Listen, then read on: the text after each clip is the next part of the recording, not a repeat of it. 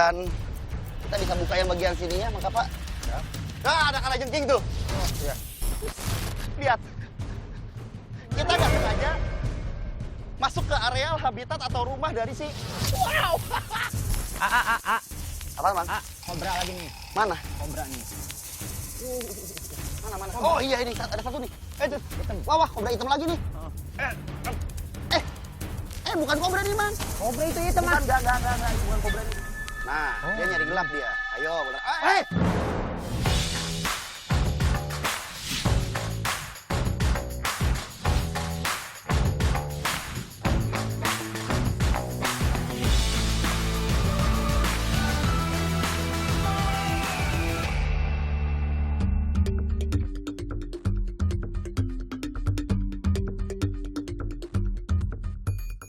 Nah, saat ini Panji bersama Kapa dan tim akan mencoba untuk mengeksplor areal ini.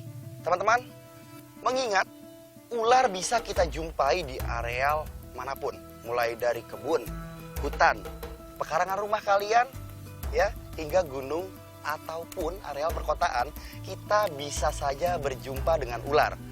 Namun ketika dihadapkan dengan ular, baik itu berbisa ataupun tidak, seseorang akan langsung panik dan ketakutan.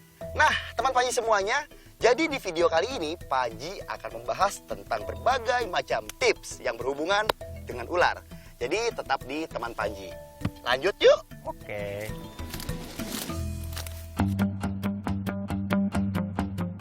Untuk ular, sebetulnya tempat ini terlalu panas ya, Mang ya? Iya. Jadi terlalu gersang. Karena memang pepohonan di sini sudah tidak ada dan alhasil cahaya matahari langsung terhubung ke bawah sini. Namun, bukan hal yang mustahil untuk ular hidup di sekitar sini. Karena mereka bisa sangat mudah untuk beradaptasi dengan lingkungan baru mereka. Di antaranya adalah mengandalkan tumpukan-tumpukan yang kita lihat di sini. Ini ada banyak sekali tumpukan. Dan sekarang kita akan coba buka ini, kita periksa. Biasanya di antara tumpukan-tumpukan itu akan dijadikan tempat untuk ular sembunyi. Oke. Wah, kosong, Mang. Dan kita bisa buka yang bagian sininya, Mang Kapa. Ya. Nah, ada kalajengking tuh. Oh, iya. Tuh. Ini lihat, satu hewan liar yang memanfaatkan tumpukan-tumpukan barang bekas saung petani dan dia hidup di malam hari. Di siang hari biasanya mereka akan Ngumpet ya? bersembunyi. Nah, yang ini adalah Asian Forest Scorpion, di mana untuk populasinya di Indonesia memang sangat banyak sekali, Bang, terutama di Jawa. Ini kita harus sedikit hati-hati memperlakukan kalajengking yang satu ini, mengingat dia punya sengat beracun dan Nggak apa-apa itu. kita harus ngerti cara pegangnya. Kalau nggak ngerti, kalau sengatnya sampai ngantuk dan nyengat ke bagian badan kita, ini sakit banget, Mang. Nah, ini yang saya pegang di ujung ekornya ini adalah sengat yang ada jarumnya di ujungnya. Iya. Dan ini kalau misalkan sampai nancep ya ke tubuh kita, itu ngeluarin Oh, bisa. racunnya di situ. Ya, ada di sini. Kalajengking ini memiliki kaki, ya, kaki berjumlah 8, ya, 8 kaki. Nah, hampir seperti laba-laba. Kenapa? Karena mereka adalah arthropoda ya, hewan yang beruas-ruas. Yang satu ini sepertinya adalah jantan. Karena jika betina hampir mirip seperti kepiting, di mana di bagian bawah tubuhnya mereka memiliki kayak semacam katup, gitu. ya, katup buat Buat telur. telurnya. Tapi yang ini nggak ada. Saya rasa ini jantan. Jadi sekarang daripada ini hewan nantinya bakal Mati. bukan mati, Mang, Apa? mengingat orang kalau ke sini. Mendingan kita bawa. Mati Ntar orangnya. kita pindahin aja ke hutan situ tuh. Yuk. Lihat. Kita nggak sengaja masuk ke areal habitat atau rumah dari si... Wow! Tanang sapi. Ular paling agresif di antara jenis ular kolobris lain.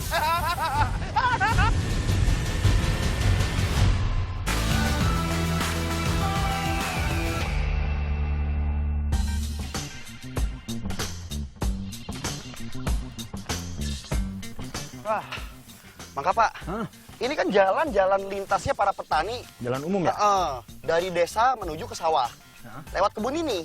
Oh. Dan kamu tahu nggak, kalau kebun ini merupakan habitat alaminya ular Rhodostoma atau Halosplasma rhodostoma. Yang kayak viper itu. Viper. Dan paling banyak gigit orang di Jawa itu kasus gigitan dari Halosplasma rhodostoma. Nah, Panji jadi ingat materi bahasan teman Panji hari ini itu adalah tips menghindari ular. Oke. Jadi Panji mau ngasih tips dulu nih buat teman Panji yang suka lalu lalang di sekitaran areal kebun seperti ini, ya. Apa yang harus kalian lakukan agar kalian terhindar dari ular, bahkan terhindar dari gigitan ular berbisa yang mungkin saja menghuni areal seperti ini. Yang pertama adalah kalian wajib menggunakan dan memanfaatkan kayu-kayu yang ada di sekitaran Buat jalan tongkat ya?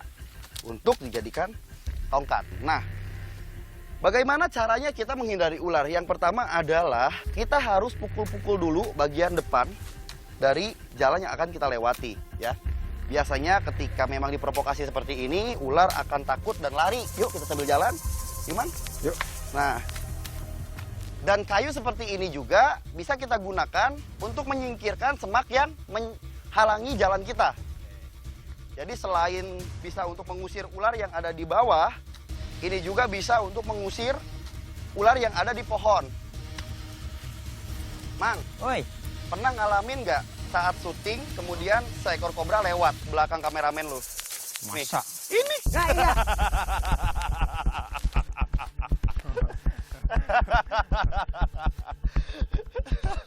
Mau kemana? Hah?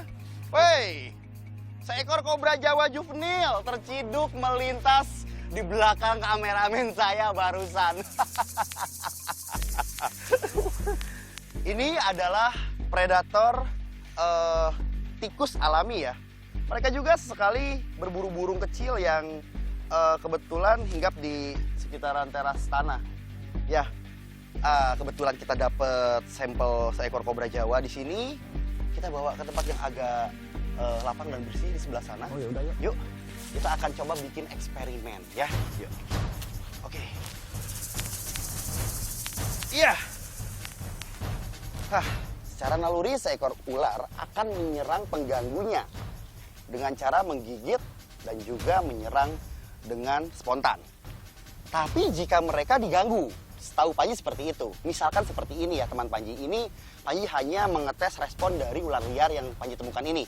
Nah, Anda bisa lihat ketika saya berdua tenang, ular ini tenang. Namun jika saya provokasi dengan saya pegang bagian tengah tubuhnya dengan cara tiba-tiba dan spontan, ular ini akan langsung bereaksi menyerang seperti ini. Berbalik, ya. Berbalik, membalikkan kepalanya ke arah muka dan siap untuk menjembur mata saya. Lalu bagaimana caranya supaya kita tidak diserang secara tiba-tiba oleh ular berbisa jenis kobra ini jika di kebun? Mengingatkan kata Panji, habitatnya atau populasinya banyak ditemukan di sekitaran kebun dan persawahan atau areal pemukiman. Jadi kembali kayak yang tadi Panji jelasin, bahwa sebetulnya ketika kita berjumpa dengan kobra, ketika kita tidak memprovokasinya atau mengganggunya, mereka tidak akan pernah menyerang kita. Itu pakai Panji sama Kapal, kan kalian berdua pawang. Biar fair, kameramen saya adalah orang Net TV. Dan mustahil mereka pawang. Jadi saya akan minta untuk pilih. Mang Aga kali ya, atau Mang Caca ya. Mang Caca aja ya. Ini Mang Caca, tugasnya adalah Mang Caca dekat saya. Nggak apa-apa, maju aja ke sini. Maju dikit. Nah, Mang Caca maju dikit. Nah, sekarang Mang Caca coba Mang Caca coba diam di sini. Oke, Mang Caca diam di sini. Mang Caca, nanti saya akan buat ular ini lewat di antara selah kakinya Mang Caca ya. Tapi Mang Caca nggak boleh bergerak. Jadi jangan ada gerakan mendadak supaya ularnya tidak kaget dan tidak merasa terprovokasi. Ular ini akan bergerak jalan di antara kedua kakinya Mang Caca dan coba lihat, tidak ada reaksi yang ditimbulkan oleh ular ketika Mang Cacanya diem. Aman. Terima kasih sudah membantu saya, Pak. Kamu kok keringetan, Pak? Ya, nanti setelah ini kita akan bahas lebih jauh tentang ular. Nah, tapi sebelumnya, sahabat saya yang satu ini kita lepas kembali. Mengingat perannya untuk alam sangat penting. Mereka adalah predator tikus alami dan mereka tidak menyerang manusia ternyata ya. Tanpa diprovokasi. Jadi sebaiknya kita lepas saja. Setuju ya, teman Panji? Biar mereka lestari, membantu petani kita untuk membasmi hama tikus yang merugikan. Oke? Ya, salam lestari. Bye-bye.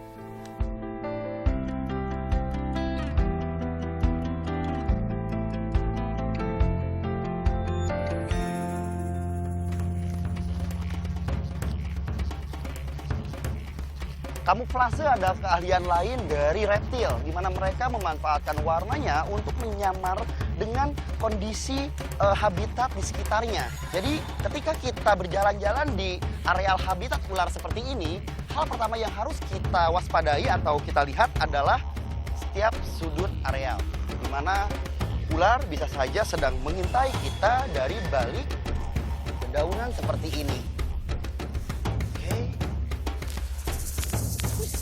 Lihat, kita nggak sengaja masuk ke areal habitat atau rumah dari si kandang sapi. Ular paling agresif di antara jenis ular kolobris lain. Woi, santai, santai, santai, Bung. Woi, tenang, saya diam. Saya diam, waduh, saya diam. Wah, tapi nyerang tetap. Wah, ular macam apa ini? Wah. Oke, ya teman-teman, kalian harus mengenal sahabat Panji yang satu ini. Si pemakan tikus yang rakus, tapi bukan kobra. Ular ini, ular ini adalah jenis ular yang sangat agresif. Saking agresifnya, dia sama sekali nggak ada takut sama manusia. Dan kalian bisa lihat, bahkan sepatu saya terus digigitnya. Tenanglah. Ular yang satu ini sangat temperamental, teman-teman. Mereka bukanlah ular berbisa. Ciri-cirinya adalah umumnya dijumpai dengan warna coklat dan di pinggiran tubuhnya memiliki pola atau motif hitam mulai dari pangkal leher hingga sampai setengah tubuhnya. Nah, lalu bagaimana kita harus menghindari ular ini ketika kita menjumpainya di alam? Sedangkan Kak Panji sendiri sama Kak Kapa tadi kewalahan dan keteteran untuk menghadapi ular yang satu ini. Yang pertama adalah kalian harus tahu bahwa mereka mengejar dan menggertak hanya beberapa meter saja ke depan. Jadi mereka tidak mengejar terus-terusan. Nah, mereka hanya mempertahankan diri dengan cara seperti itu. Hampir sama seperti cara menghandling dengan aman kebanyakan ular, baik itu ular yang berbisa ataupun tidak berbisa. Kita bisa menggunakan alat bantu untuk menangkap kepalanya. Nah, yang pertama adalah cari pijakan enak seperti ini. Nah, kemudian kita bisa tekan bagian lehernya sambil pegang ekornya.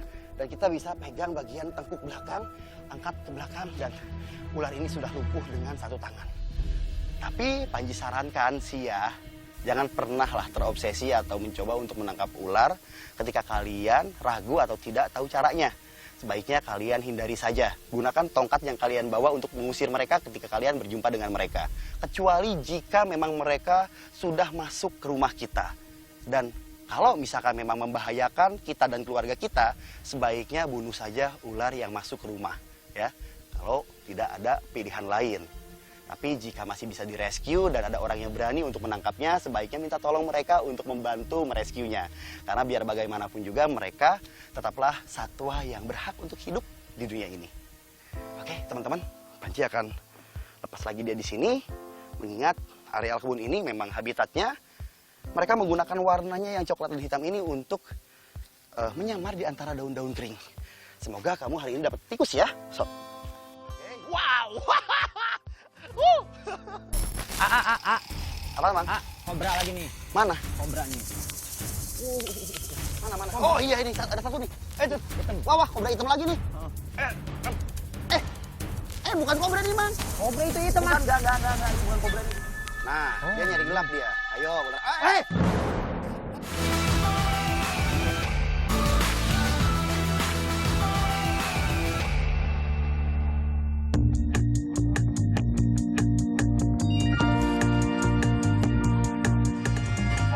kita yang kita cari yaitu weling itu belum berhasil kita jumpai. Karena memang mengingat mereka itu sembunyi kalau siang, teman-teman. Mereka nokturnal dan saya bergerak ke pinggiran sungai kecil. Di sekitar sini ada sungai kecil. Jadi nanti kita akan periksa tepian-tepiannya. Biasanya siang hari mereka ngumpet. Nyebar ya, biar cepet deh. Gitu deh. Udah sore. Ha-ha. Aku ke situ ya. Ya, saya meriksa ini ya. Nah, ini. Biasanya ular-ular malam, mereka menghuni sekitar tempat-tempat lembab yang gelap dan melindungi mereka dari sinar matahari. Nah,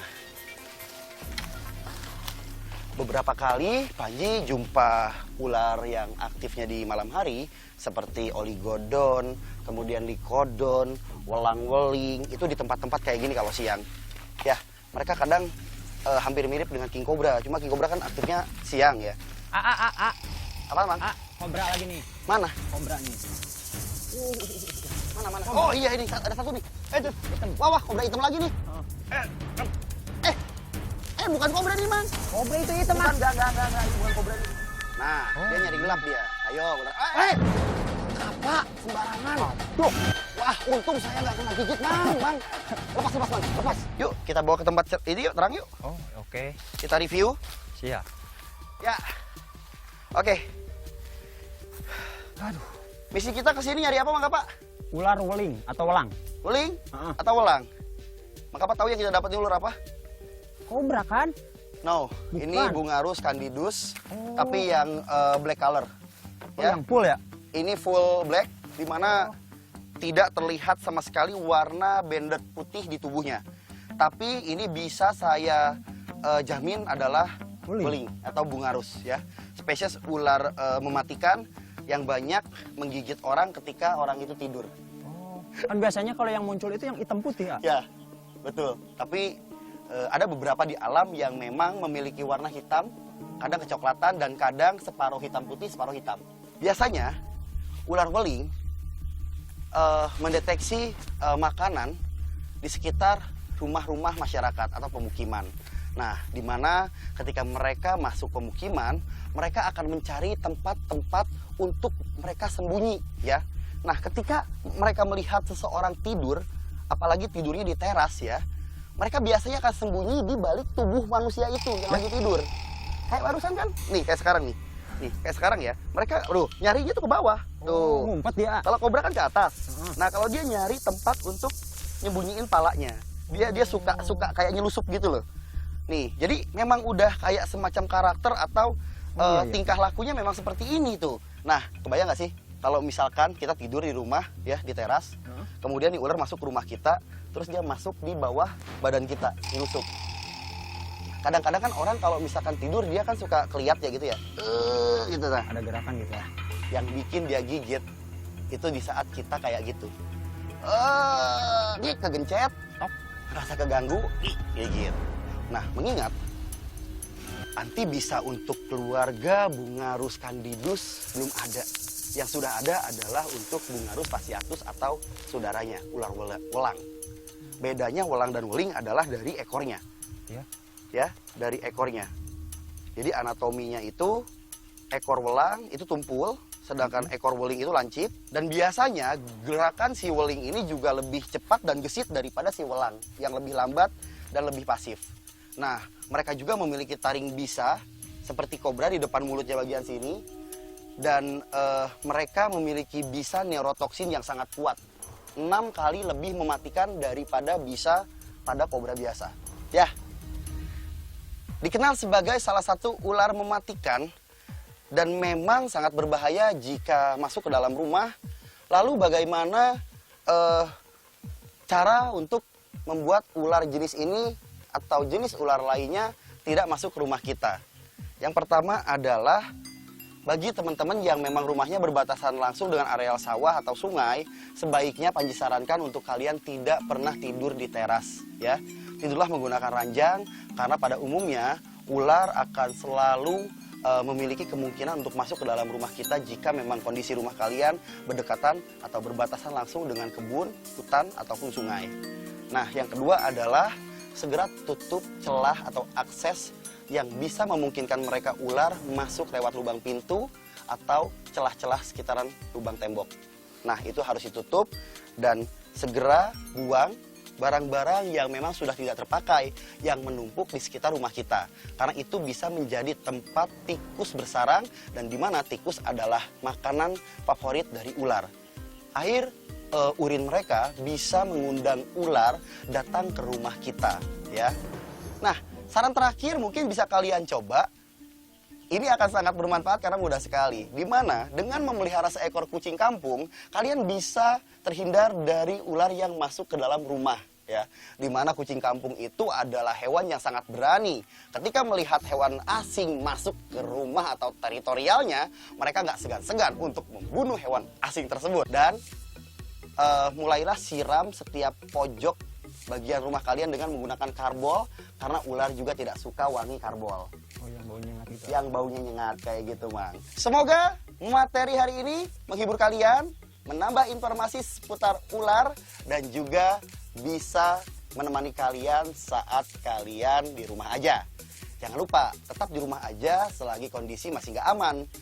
Panji pamit, terima kasih udah ngikutin Panji sama Kapa, herping dan jalan-jalan sore hari ini. Semoga apa yang kita lakuin bermanfaat ya buat kalian semua. Jadi kita lepas dulu. Oke. Pulang yuk, Mang. Sore. Yuk, salam lestari. Assalamualaikum.